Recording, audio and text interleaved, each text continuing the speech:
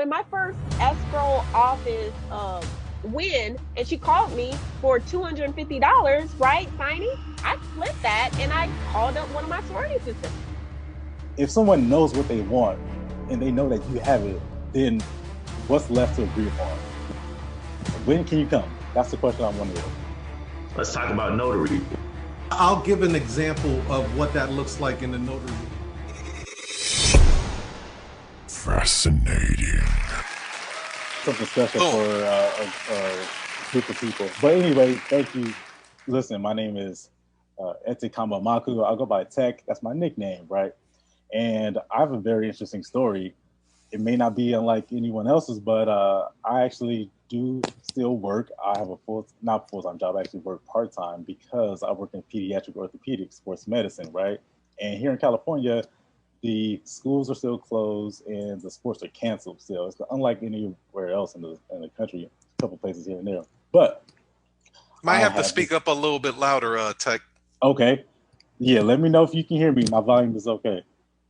Yeah, so yeah, my name is Tekk Amaku, and I am a notary public and doing it for 2 years. I actually work in pediatric orthopedics and sports medicine. So you hear my IG handle is Dr. Tekk Music. So I am not a doctor, for the record, okay? I'm not a physician, okay? However, I have worked in pediatric orthopedics and sports medicine for 17 years. And to be honest, I can tell you everything about your joints, your knees, your shoulders, your elbows, your ankles, your hips, whatever, you know. That's my area of specialty. I love it. I still do it. But I also have a notary business, as you can see. And it's important that you guys understand that I come from this foundation of business ownership, right? This concept of working business owners. And that is really founded from the only way to really generate wealth for yourself and for your family, for your community, and for people around you is through business ownership, right? Ownership of stocks, ownership of businesses, ownership of real estate, ownership of partnerships. Otherwise, it's otherwise you're just kind of spinning your wheels. So notary is a great business, and with the advent and evolution of the technology, the internet, you want to better yourself. I came across a lot of material online as far as how to learn how to do the notary business, be good at it. Tiger Toledo's book. The first thing I came across was the $250,000 call script, and it really changed the game. If you really pay attention and you really kind of take notes on to what is being said, you take that information, you adapt it to your environment, to your circumstance, and you can really take off and really do some incredible things. And that's what I've done. And I've been able to do that. So, hey, Tiger, thank you for putting out that material. It really has helped a lot. And, no question, man. No question. Hey, and ladies and gentlemen, Tekk is smart as hell. I ain't that smart as this dude, man. What university did you go to? The University of San Francisco, man. USF, the original USF, not South Florida. Yeah, I mean, whatever, man. Listen, to be honest, we're trying to figure out that college is not a scam, right? College, higher education is not a scam per se, right? But we're starting to figure out, and people are really starting to realize that it's built on this foundation of sand, right? It could collapse. Is it really worth what it's worth? And, it comes down to what do you want to do in your life? Mm-hmm. Do you need to go to college? Maybe, maybe not. Me, for what I wanted to do, absolutely, right? Study medicine, study the body, study anatomy, study physiology, how things work, study human movement, performance, nutrition, training. Those things you absolutely need a higher degree of training, right? That's what college is. It's training. They train you how to do a particular job, right? But when it comes to entrepreneurship, you don't get that information. When it comes to growing your wealth, when it comes to saving, when it comes to credit, when it comes to all these other intangible things that really matter and really, are fundamental in your life, you don't get any of that information. So listen, man, a degree is a degree. It's a piece of paper as far as I'm concerned. I took a lot from college, but to be honest, it takes you so far. The rest is up to you. Mm-hmm. So I there's so many questions I want to ask you, but I wanted to give everybody the backdrop so they can understand, like, your where you're coming from. So you still have your full-time job, is that correct? Yes and no.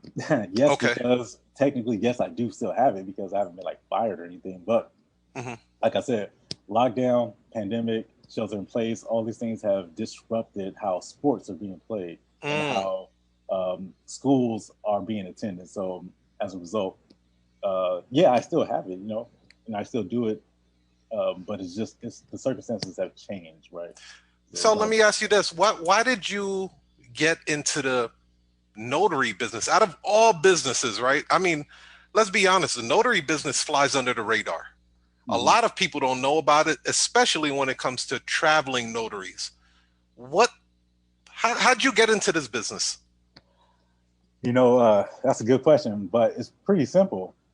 So around 2016, 17, I really wanted to buy a house, right? And where I live in California, boy, you better make some bread, make some real dough. I'm sorry. Listen, there's so much valuable property here, so much money here. I live in the tech innovation capital of the world. Right? So you're in Silicon Valley.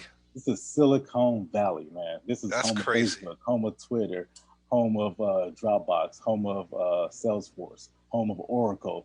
I mean, I could go on and on. IBM, Apple, they're like right down the street from here, right?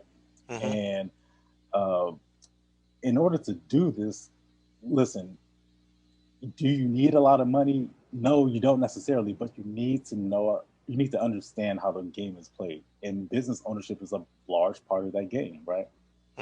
So looking into that, I came across Boyce Watkins. I came across a lot of thought leaders who are promoting, business ownership in the Black community, right? Andre Hatchett happens to come across my page as well. I'm like, who is this brother, man? He kind of looks like me. He got glasses. Right. But shout out to Andre Hatchett. Listen, Andre Hatchett, I want to give a special shout out to him, man. I got to do it. We can do a whole episode just on him, right? We can do a whole. I might have him on the show. Yeah, so don't miss that if you can. Yeah. But so coming to after learning more about business ownership, seeing Andre Hatchett here and there, I'm like, I know what a notary is, but not really.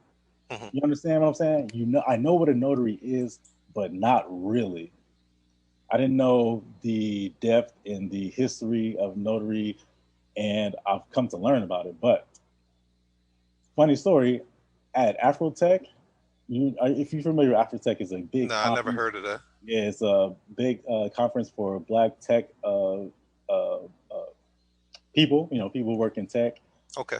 And turns out Andre was there. So, and I saw his name pop up, and I said, "Listen, I got to meet this guy.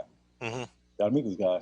Happened to meet him, and it was history from there. He said, "Listen, I've been following your videos, watching here and there." He said, "Listen, man, if you're interested, you would probably be good at it, given your skill set, things that you're interested in. Do it. Let me know." So sat on it for a little bit, did a little bit more research, and then finally just said, "Listen, oh yeah, I forgot to mention, I got fired from my job, right?" You got fired. Got terminated from my job. So yeah, tell the people about that. What happened? So are you saying, like, because you got fired, that's what made you attack the notary industry a little bit more aggressively? Exactly. It kind of forces you to go all in. That's what happened to me. I got fired too. yeah, right. And it happens. That's cool. It happens. People right. Don't take anything personal, right? You lose your job, whatever, it happens. But when you're on death's door, put it that way, right? I wasn't literally on death's door, but when you thought you had everything, and this is so relevant today because people have jobs and they lose their jobs that they thought they would have and they thought it was secure. But the reality is that it's not secure, is it?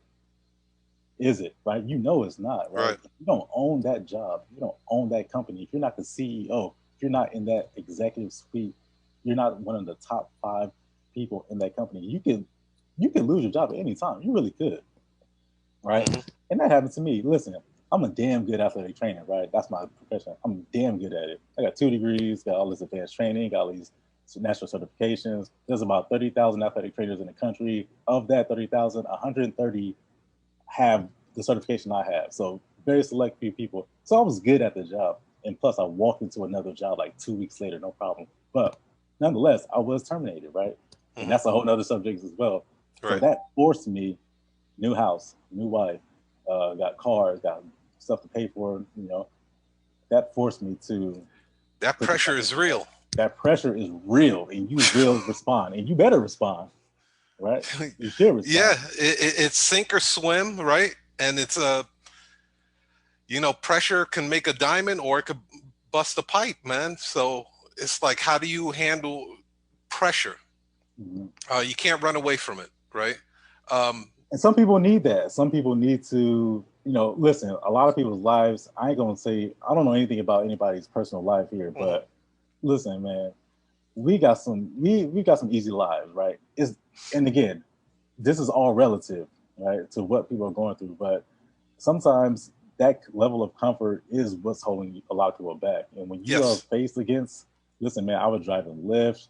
I was doing like all these little odd jobs here and there. I had some savings. I was good, but I didn't want to dip into my savings because the savings will disappear real quick. So in the meantime, I wanted to get some money going, and whatever, man. Listen, there was one particular time when I was driving Lyft, and again, we are in the tech capital of the world. One of my passengers, I had the CEO of Fitbit was in my car one time. I had I had all kind of entrepreneurs, and one thing I learned was asking questions. That's one thing that the ask questions. 250 Huge. $250,000 call script talks about. Ask questions. If you're not comfortable with talking to strangers, you can't be successful. You got to be able to talk to people, right? So, and I have this history of examining patients, asking questions, trying to figure out what their ailments are. So I just use that to my advantage, right? I had an executive from Thumbtack, and that's something we'll talk about later on. This app called Thumbtack. Some people never heard of it. It's an app. It's like TaskRabbit, Craigslist, Angie's List, those type of professional referral services. And he said, "Hey, man, you should get on this app." I said, "Really?" He said, "Yeah. You should try it out, see what you think." And next thing you know, I tried it out, started to get some hits, have some success, and I used the 250,000 call script, applied that to my business model, start removing certain points. Now let's talk about that. Let's unpack that, right? So you were able to do something really interesting with the combination of some apps, right? Which allowed you to automate your notary appointments and payment gateways. Yeah. You combined two apps. Tell the people about that a little. How you were able, like, the frame of mind of thinking to even do. I didn't even think of that, dude. Like, you put me on the game. So tell people about how you did that. All right, so let's get into pay attention, ladies and gentlemen. Hold on, real quick. I want to welcome everybody because people are just still coming in the room and everything. So shout out to you guys for coming in and joining us on the Notary War Room. We're here with Tekk Amaku. He is about to break down how he was able to automate his scheduling, payment gateways for him to run appointments. And a lot of times he doesn't even speak to the client. So break that down for us, brother. Let me ask you a question, Tiger. You're a smart man, aren't you? You've been around the block, right? You know, according to my teachers, I ain't that smart, but yeah, sure. You got straight A's in high school, right? Shit, not me. Right? But let me ask you a question. Why do you have to talk to every single person? Is that necessary that you talk to every single client that you have? Think about this from a notary's perspective, right? Not every industry is like this, but think about this from a notary perspective. Why, and this is a question for everybody, right? Why do you have to talk to every single client? You don't, right? You can say it. I want to make sure I connect with the person. I want to make sure I have a feel for what they're asking. Sure. I want to let them hear my voice, and that's all good and fine. But you know what? You want to know something, man? They hire you because you can fulfill a need that they have, right? And that's signing a document, right? You might have the cheapest price, you may be the most expensive, but the question at the end of the day is, can you perform the job? Can you get this done? Can you do it correctly? Can you do it right, accurate the first time, and not have documents rejected? So then they have to waste more time, waste more money. You don't know what kind of schedule they're on, right? They want to know, can you get the job done? And that's so I can provide the service for you, and you need the service from me. It's really just that's really it, right? All the other stuff in between, that's unnecessary. Well, And it's very difficult the scale when you're right. answering all of those phone calls like that. It's very difficult. So, Very much so. but yeah, I used to think I had to talk to everybody when I first started in the notary industry because all the phone calls was coming in. I knew I had to be able to. The first thing I did was create the call script. Very first thing, right? The reason why I wanted to be able to disqualify the tire kickers from the actual people that was ready to purchase, right?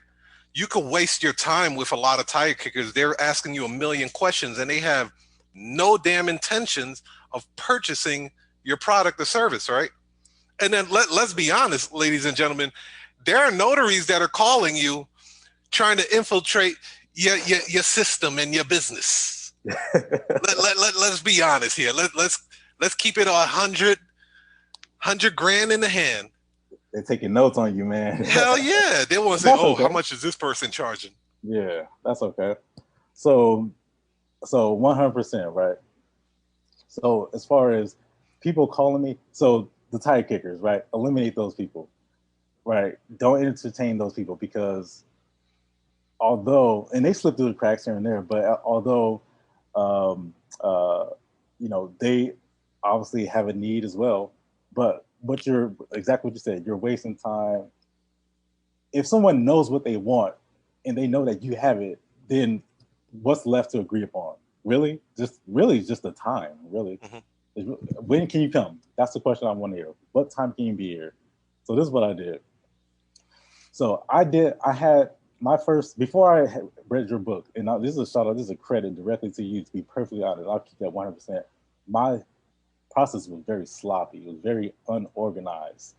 People would call me, and Andre, his course, credit to his course, he's like, listen, do A, B, and C, and your phone will ring. And I did A, B, and C, and sure enough, my phone started ringing. But I wasn't ready for that because I'm asking, all right, what kind of document do you have? Okay, all right, will you be able to sign at 2:00 on Thursday? Well, what about Wednesday? Is that good for you? Will all of your parties be there? Like, it's very sloppy, very unorganized, it's very unprofessional. And callers, they hear it. They notice that. They can hear it when your operation is very staggered and very unorganized. So I eliminate all of that. Started off with the script. So someone calls me, hey, I live in Chicago, and I have a domestic partnership application because me and my fiance, we're not married, but we need to get access to this money, right? That's really what they're asking. They want to get this money. So I stopped them right there. All right, first of all, I need 3 pieces of information. First, really, I need to know, where do you live? Because that's going to tell me how much I need to charge you for travel. Second, I need to know, do you have your valid form of identification? So do you have a driver's license, a passport, so that way I know that you are who you say you are? Can you prove that? Yeah? Okay. And then how many times are you going to be signing a document? Those 3 pieces of information is really all I need. Really only 2. Where do you live and how many times you're going to sign a document? Mm-hmm. That's really all the information I really need. So they know, they call me, they know I can fulfill this. I know I can. What I've done is just given them those 2 questions to answer ahead of time. And then once they say yes, confirm, they pay, then I get the alert, shows up on my phone, and then I accept it, and then I go meet them. That's it. That's the entire process there. Now, you were able to do, now, how did you do this? You took the call script and put it into Calendly? Yes. Yep. So. Okay. Yes. Break that down. Yeah. So there's 3 ways people can find you, right? Mm-hmm. They can either call you, right? They can either Google you, or they can either walk into your place of business if you have a brick and mortar spot. So we're mobile. we don't have a physical location. So you get to either call me or you got to Google me. So once you Google me, or once you call me, and finding your position on Google search results, that's a whole nother subject as well, right? You got to have your SEO up, right? And I paid someone to do that for me, to actually put me in a certain position. So when people hit certain keywords, my name pops up. So you hit my name, click on the link, click on my calendar, or click on my website, and then the call script is already there, or the intake form is already there. They fill it out, they enter the name, they answer a couple of questions. Where do you live? What kind of document do you have? Mm-hmm. How many signatures how many people are going to be signing this, including yourself? And, there's some other questions in there as far as, security gate codes, parking, dogs. Right. I don't want to walk into your house and there's dogs jumping all over the place, right? Because that happens. And I've got some stories about crazy stuff and people pulling pistols on. Man, listen. Wow. So, yeah. So, yeah. In California, where properties, But anyway, those first 3 questions, and then they agree.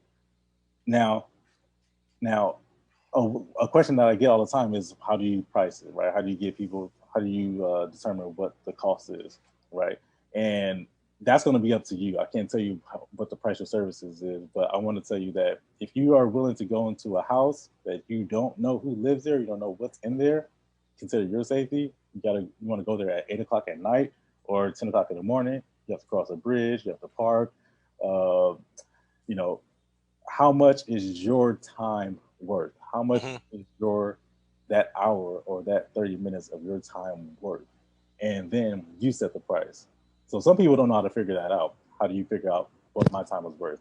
And there's steps to figure that out as well. Matter of fact, let's ask everybody on here now.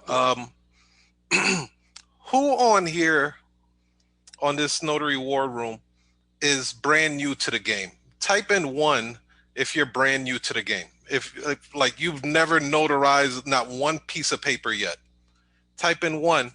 Type in 2 if you have done some notarizations and you do have some skin in the game. And type in 3 if you're a damn expert. God damn, the 3s came in quick. I was waiting for you to say that. Woo, them 3s are like, woo, zoom. Okay. We got 1s. We got quite a few 1s, and then we have a lot of 3s, and then a few 2s. Okay. So let me ask you guys, and let's be honest, you don't have to put in a number or how much you get paid, but in your heart of hearts, do you feel that you are underpriced when you are selling your services? Type in yes or no. Okay. And thank you for being honest too. Shout out to you, Jamie, Tamara. Erica says yes. Michelle says yes. Elvis says yes. God, Lee. Melinda says yes. Everybody says yes. Yeah. So that's a problem. That is a problem. That's a problem. We need to fix that. But I would have said the same thing, a year ago, a year and a half ago. I probably would have said the same thing. Yeah. I think my services are underpriced. Yeah. It's going to come down to like we won't be able to dive in deeper with that, but I just wanted to ask that question because like by you guys typing that in to this chat right here, you're acknowledging that, hey, you should be charging more. You should be getting paid more for your services, especially if you are doing real estate documents, right? Oh, goodness. Especially if you're doing real estate documents. But that is a different conversation. Again, if you guys want to join me for the 4-week live interactive workshop, you could just go to stampingfordollars.com and then type in the coupon code RISE to 2021. RISE 2021. So real quick, so Tekk, you really don't talk to your clients anymore, like to book the appointments. All right. So I'm going to go back to that one point you said, because the real estate documents, right? Yeah. All right. So most notaries, that I've encountered and most notaries that I've seen, they get their appointments through these signing services. Mhm. Maybe a few of them go directly to the title companies, and that's probably a better way to go about it. But nonetheless, there is a need for these signing services because they give you appointments. Now, what happens when that appointment's over? Because those signing services, to be perfectly honest, right? You know this, they just going for the lowest bidder, right? If you're doing it for $75, they're gonna go to you. If you're gonna do it for 90, you're gonna agree to that, it'll go for you, right? So I saw how that was being played out. And okay, it's good in the beginning, but when I would get my clients privately, I noticed that there was a difference. Mhm. First of all, they agreed to higher prices, right? Because they understood what was on the other side of that notarization. You might have $100 million. Grandma might have left you $600 million somewhere, and you understand that I need to get this document notarized that proves that I'm a U.S. citizen and that I am who this descendant of this person, so that I can get the $600 million, right? Mhm. Would you pay $5,000 for a notary if you knew you're gonna get $600 million? Hell yeah. I All wouldn't right. even blink. Wouldn't even blink. And you know what? That happens all the time. So some people are aware of this, some people are not aware of this. So that happens, right? And now there's people who also they they have continuous work done, right? You have attorneys, you have gas companies, you have construction companies, you have even private entrepreneurs who constantly need notarizations done. Maybe once a week, 2 or 3 times a month. So what I've done is, again, if you're already smart in whatever you do, you're knowledgeable, you have intellect in what you do, you'll probably, chances are, be good at that if you went to another industry, right? And so what I did was started applying that same level of service, that same level of customer cares, that same level of attention to the notary business that I did in medicine, right? So if I see that there's a person who has a continuous need, I'll form a relationship with them, a partnership. And what I do is I give them a specific link, their own personal link. I say, listen, hey Tiger, man, I see that you got this construction company, or you got this heating and air conditioning company. You guys constantly need these notarizations in order to do your repairs and do your digging. Listen, eliminate all, you don't have to go to UPS store. You don't have to Google every single time. Here's a link. This goes directly to me. I'm the person who answers this. When you need services, hit this link. If you need something emergency last minute, you're up at 11 o'clock at night and you think it's too late, go into the go hit this link, boom, it goes directly to me. You need it for 8 o'clock tomorrow morning, I'm there. You don't have to talk to anybody. You don't have to call. You don't have to see who's available. You don't have to leave voicemails. You don't have to, I go to signers' houses and this is feedback as well. They'll tell me, oh, you're the sixth person I called. I called 8 people. No one answered the phone. I left voicemails with 6 different people. No one returned my call. Yeah. You're the person I said, I'm the only person who answered. What if I just didn't even answer and you just called me directly, or you just went to this link directly? So that's how I completely, so let's say there's 5 steps and the signer selecting you. I just removed 4 of those. Just one step only. And anything that you could do to streamline your business and make it easier for the customer. Make it easier for the customer. And what he's saying is gospel, ladies and gentlemen, because after he taught me this system, what he just broke down, I did the same thing. And at first it felt kind of funny. I was like, man, this shit ain't gonna work, right?